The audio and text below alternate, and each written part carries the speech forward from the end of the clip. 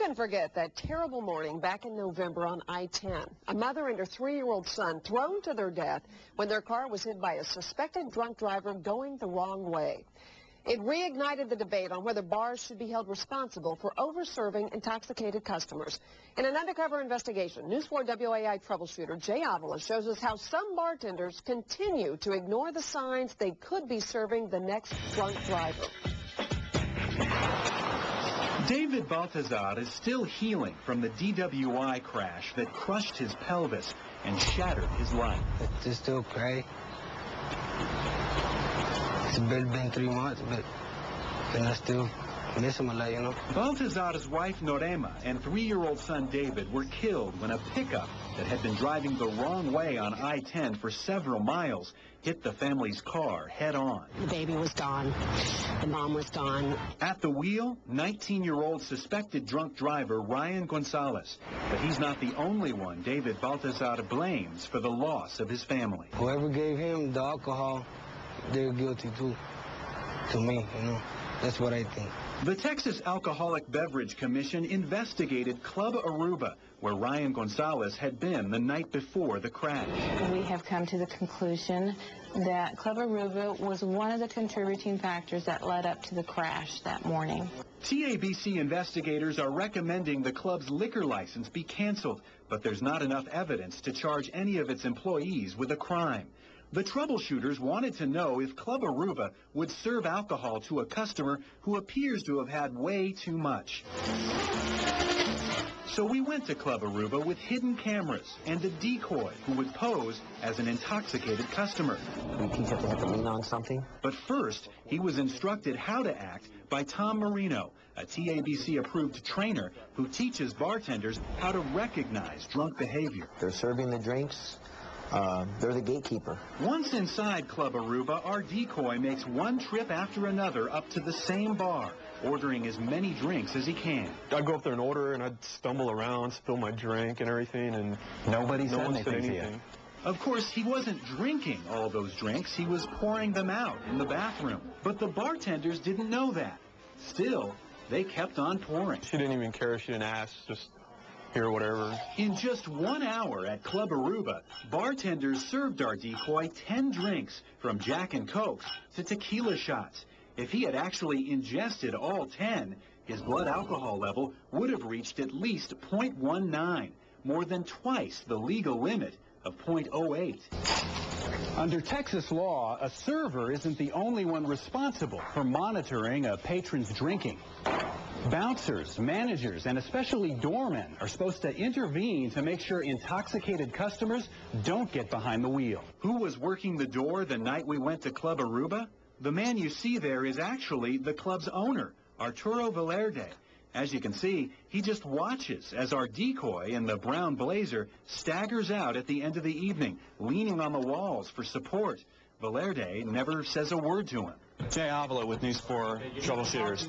I went back to Club Aruba to ask Valerde why our decoy was never cut off, but he didn't want to talk. Instead, he cut me off.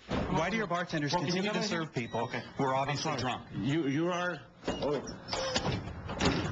Although we requested to speak to management, it was Club Aruba's attorney who gave us a statement saying, Club Aruba requires every employee who serves alcoholic beverages to be TABC certified.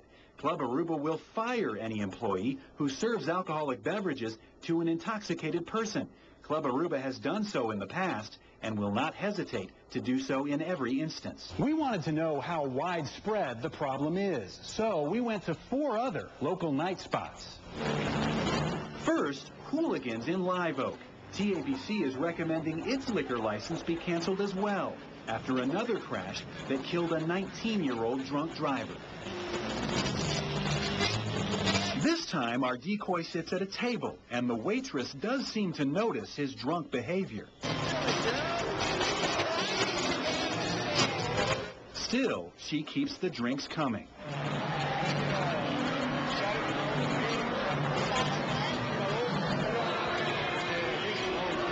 After the 9th drink, the server finally cuts him off. But our decoy just walked up to the bar to order a 10th. I could have stayed there and ordered 10 more drinks. But we stopped at 10 drinks in 2 hours. That would have given our decoy a blood alcohol level of 0.17. Remember, legally drunk is 0.08. Hooligans told us its servers are also certified and that it offers further training by utilizing TABC agents to conduct classes on serving alcohol responsibly. Next stop, the dance club Graham Central Station. The same club nearby homeowner George Dickerson wrote a controversial email about to City Council, complaining about assaults and drunk behavior. That email led to Dickerson being fired, and he later committed suicide. TABC is recommending Graham Central Station's license not be renewed. Here, our decoy orders nothing but Long Island iced teas, which contain a lot of alcohol. The bartender doesn't seem to care that our decoy is slurring his words, stumbling around, and dropping his money. The final tab at Graham Central Station, 8 Long Islands in 2 hours. Our decoy could have driven away with a blood alcohol level of 0.14. We found similar results at the last 2 bars we went to. Krabby Jack's, which has been sued for its serving practices in the past, gave another one of our decoys 10 drinks in 2 hours for a blood alcohol level of 0.13. And at Club Antro, which is currently being investigated by the TABC, our decoy was poured 10 drinks again in a 2-hour period, which could have resulted in a 0.13 blood alcohol level. Why were we overserved every time? Only the owner of Graham Central Station attempted to answer that question.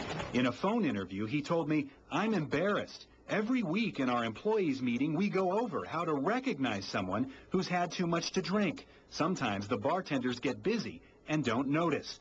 The TABC says our investigation shows bars still haven't gotten serious about over-service. You've confirmed my worst fears.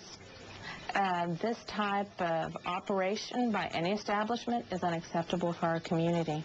I was happily married, you know. Until that changes, what happened in an instant to David Baltazar's family could happen to yours. It destroyed my family, that guy. I'm News 4 WOAI troubleshooter Jay Avila. Krabby Jack's and Club Antro did not respond to our request for a comment.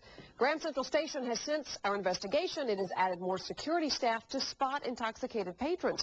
Club Aruba says it has a new system to help bartenders keep track of the number of drinks served to one person. You can read the statements from the bars in our story on their entirety at WOAI.com. Now, your WOAI forewarned storm